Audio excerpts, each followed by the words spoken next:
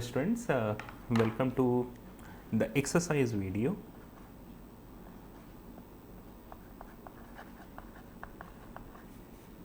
Exercises. In this we will try to solve few questions और वो भी doubts हम ट्राई करेंगे सॉल्व करने के जो मे बी अभी आप लोगों को लग रहा हो कि मे बी सर ने लास्ट क्लास में कवर नहीं किया है. ठीक है, उसे एग्जाम्पल और एक्सरसाइज के थ्रू हम लोग कवर करेंगे. ठीक है, एक चीज़ जो हमें बताना है, एक और सिंबल होता है बिलोंग्स, है ना. ये छोटा सा ई का साइन देख रहे हो आप, ऐसे लिखते हो. ठीक है, ये ऐसा ई नहीं है, ये हल्का सा कर्व होता है और बीच में ऐसे जाता है. इसका मतलब होता है बिलोंग्स टू. बिलोंग्स टू का क्या मतलब होता है, ये उसका सदस्य है ना, इस ग्रुप में बिलोंग करता है. जैसे आप बोलते हैं ना कि मैं उस ग्रुप का हिस्सेदार हूँ, मैं उस ग्रुप में रहता हूँ या मैं उस ग्रुप का पार्ट हूँ, है ना. तो इसका मतलब होता है कि जैसे कि अगर मान लीजिए हमारा एक सेट है और इसके अंदर एलिमेंट हमारे 1 3 5 7, तो हम कह सकते हैं कि 5 बिलोंग्स टू ए. ठीक है, इसका क्या मतलब होता है, बिलोंग्स टू या फिर सदस्य. हो सकता है गलत हो हिंदी में, बट हिंदी में भी हम समझाने की कोशिश करेंगे जितना तक आप समझ सकें. जैसे कि A1 is part of A, is part of A या फिर बिलोंग्स टू ए, है ना, बिलोंग्स टू ए. कोई भी डेफिनेशन आप यूज़ कर सकते हो. अगर हमें बताना हो कि क्या 8 बिलोंग्स करता है ए पे, नहीं, तो हम क्या बोलेंगे, it does not belong to A. इसका क्या मतलब हो गया, does not belong to A. या फिर 8 इस सेट का सदस्य नहीं है, तो हम क्या करेंगे, सदस्य नहीं है को सिंपली ऐसे लिख के और काट देंगे. ठीक है, इसके अलावा हम लोग 2-3 और एग्जाम्पल करने की ट्राई करते हैं. जैसे ये तो आपको क्लियर हो गया होगा, इस पे हम लोग 1-2 क्वेश्चंस और भी कर लेंगे. तो जैसे फॉर एक एग्जांपल हम लोग एक क्वेश्चन लिखते हैं कि ए हमारा एक सेट है जहाँ पे, तो ये हमारा कौन सा फॉर्म हो जाएगा, ये मत बोलना कि याद नहीं है ना. रोस्टर फॉर्म में हम लोग एलिमेंट्स अलग अलग डिफाइन करके लिखते हैं, जबकि सेट बिल्डर फॉर्म में क्या होता है कि हम बिल्ड करेंगे, वो उसमें डिफाइंड एलिमेंट्स टेक्सचुअल फॉर्म में लिखे होते हैं. तो इसे हम क्या बोलेंगे, x is a member such that x is an integer and, इसको क्या कहेंगे, तो इसका मतलब क्या हुआ, अगर हमें इसे हमें रोस्टर फॉर्म में लिखना है तो हम क्या बोलेंगे कि a इज ए सेट जहाँ पे x क्या है, इंटीजर है और -3 के इक्वल भी है, तो -3 और 7 से छोटा होगा. तो सारे इंटीजर जो -3 से बड़े हैं और 7 से छोटे हैं, तो -2 -1 0 1 2 3 4 5 6. जैसे एक और एग्जांपल अपन हम लोग करते हैं. लेट्स से B हमारा एक सेट है जहाँ पे x is a member such that x is a natural number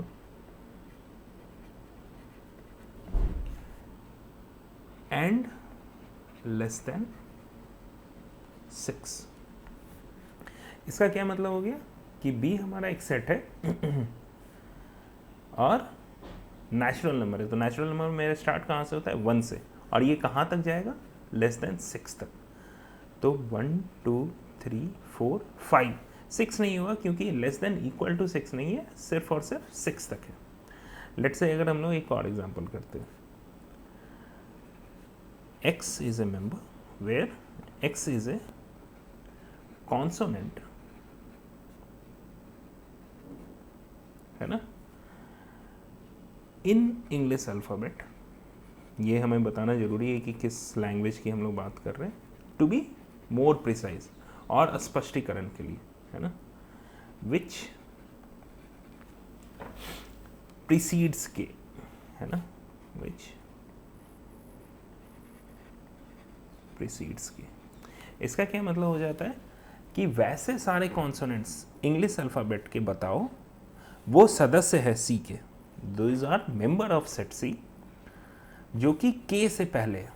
तो ठीक है, ए तो हमारा वॉवेल है तो बी हो जाएगा, C, D is also a consonant, E हमारा वॉवेल हो जाता है, A B C D E, F G H, I again is a vowel, J, ठीक है, J A B C D E F G H I J K से पहले के हमें होने चाहिए, ठीक है।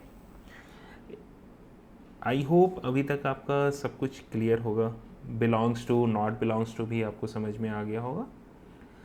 तो अब हम लोग एक और छोटा सा एग्जाम्पल करते हैं जिसमें हमें मैच द फॉलोइंग करना है, ठीक है।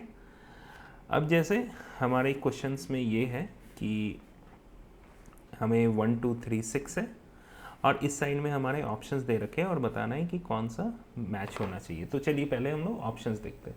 हम लोग पहले खुद से भी बना सकते हैं, है ना, हमें ज़रूरी नहीं है कि हम इधर वाले को देखें और फिर इसको सॉल्व करें, क्योंकि अगर हमारा सेट बिल्डर फॉर्म में दे रखा है तो हम खुद भी बना सकते हैं उसे, है ना। जैसे कि पहला को पिक करते हैं हम लोग, है ना। तो पहला वाला क्या कह रहा है कि a is a prime number and divisor of 6। तो डिवीज़र ऑफ 6 का डिवीज़र हमारा कौन कौन सा होगा? 1 हो सकता है, लेकिन क्या वो प्राइम नंबर है? नहीं। 2 is a prime number, 3 is a prime number, 6 भी हो सकता है, but is 6 A prime number? नहीं। तो इसका आंसर 2 और 3 होगा। तो इधर कौन सा है? तो ये इसका आंसर है। दूसरा क्वेश्चन करते हैं, x is A odd natural number less than 7। तो ऑड नंबर होने चाहिए। तो अगर हमारा एक सेट है z और ये क्या बोल रहा है, ऑड नेचुरल नंबर होगा जो कि 10 से छोटा होना चाहिए। तो ऑड नेचुरल नंबर हमारा 1 होगा, 3 होगा, 5 होगा, 7 होगा और 9 होगा। तो हमारा 4 का बी हो जाएगा। Let's say x is a natural number and divisor of 6। तो हमारा डिवीज़र ऑफ 6 हमने देखा था कि डिवीज़र ऑफ 6 हमारा क्या हो सकता है, 1 होगा, 2 होगा, 3 होगा एंड 6 होगा। नेचुरल नंबर भी है और डिवीज़र ऑफ 6 है, तो हमारा 1 का सी हो जाएगा। और letter of word in mathematics, तो हम क्या लिख सकते हैं, हमारा अगर लेट से अगर हमारा सेट है ए, तो हम इसे क्या लिखेंगे, एम ए, चूँकि अभी तक रिपीट नहीं हुआ है तो हम ए लिख देंगे, टी भी रिपीट नहीं हुआ है तो हम टी लिख देंगे, एच लिख देंगे, ई लिख देंगे। अब ये एम तो हो चुका है तो इसे लिखने की ज़रूरत नहीं, ए भी हो चुका है, टी भी हो चुका है, आई नहीं हुआ है, आई लिख देते हैं, सी भी नहीं हुआ है और एस। तो इसका मतलब है कि हमारा इसका डी हो जाएगा। और इसके साथ आप अपना एनसीईआरटी का बाकी क्वेश्चंस भी कर सकते हैं, करिएगा। अगर आपको कोई डाउट अभी भी आ रहा है तो post it in the comment section and I will try to answer it, ठीक है। और अपने दोस्तों को भी बोलिए आप कि प्रतिमा क्लासेस को ज़रूर लाइक करें, सब्सक्राइब करें और अपने दोस्तों के बीच इसे और भी पहुंचाएं। Thank you.